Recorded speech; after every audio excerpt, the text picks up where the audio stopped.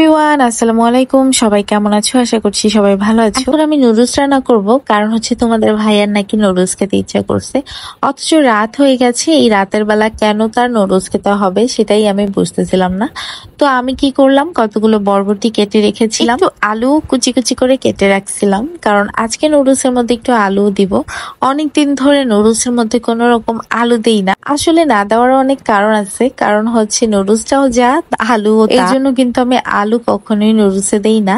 কিন্তু আজকে যেহেতু বাসায় অনেক বেশি মানুষ, তার জন্য আমি একটু নুডলস এর মধ্যে আলু আর বরবটি দিয়ে দিয়েছি, যেন নুডলসটা অনেক বেশি হয়। কারণ রাতে নাকি খাবার খাবে শুধু এই নুডলসই, যেহেতু ভাত খাবে না সেহেতু এটাকে আমার একটু পরিমাপে বাড়াতে হবে।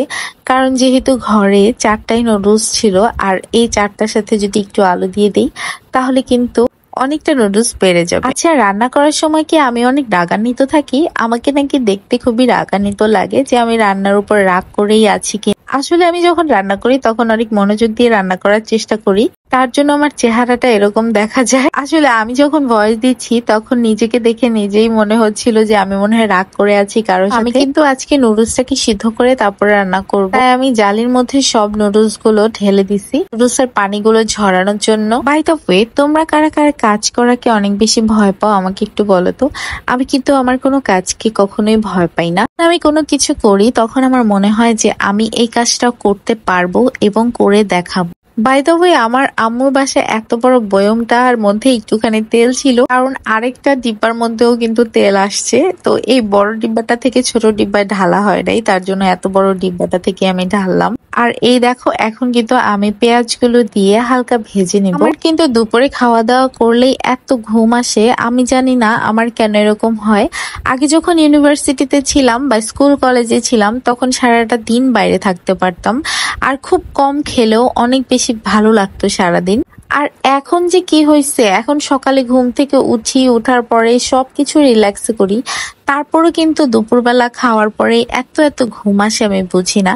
তোমাদের কার কার এরকম হয় আমাকে একটু বলো তো। আমাদের চ্যানেলটাকে আর হচ্ছে গিয়ে আমাদের পেজটাকে যারা যারা এখনো ফলো করো নাই আর সাবস্ক্রাইব করো নাই, প্লিজ আমাদের চ্যানেলটাকে সাবস্ক্রাইব করে দাও, আর হচ্ছে আমাদের পেজটাকে ফলো করে দাও। আলহামদুলিল্লাহ, আমার ফেসবুকে কিন্তু মনিটাইজেশন চলে আসছে, আর কন্টেন্ট মনিটাইজেশনটা কিন্তু পেয়ে গেছি। সো তোমরা সবাই আমাদের জন্য অনেক অনেক দোয়া করবে, আর আমাদের আর্নিংস কিন্তু শুরু হয়ে গেছে। তোমাদের ভালোবাসা আর দোয়াতেই কিন্তু এই কন্টেন্ট মনিটাইজেশনটা আমি পেয়েছি।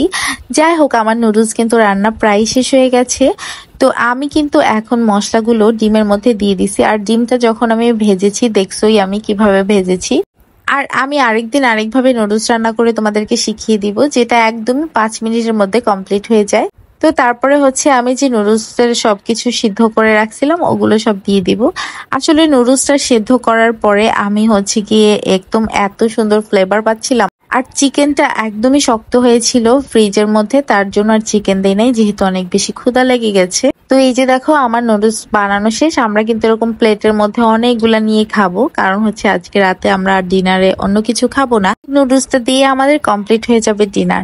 সো তোমাদের সবার ভালো লাগলে এই ভ্লগটা অবশ্যই আমাদেরকে লাইক আর কমেন্ট করে দিও। আজকের মতো এই পর্যন্তই। সবাই ভালো থাকো, সুস্থ থাকো। আল্লাহ হাফেজ।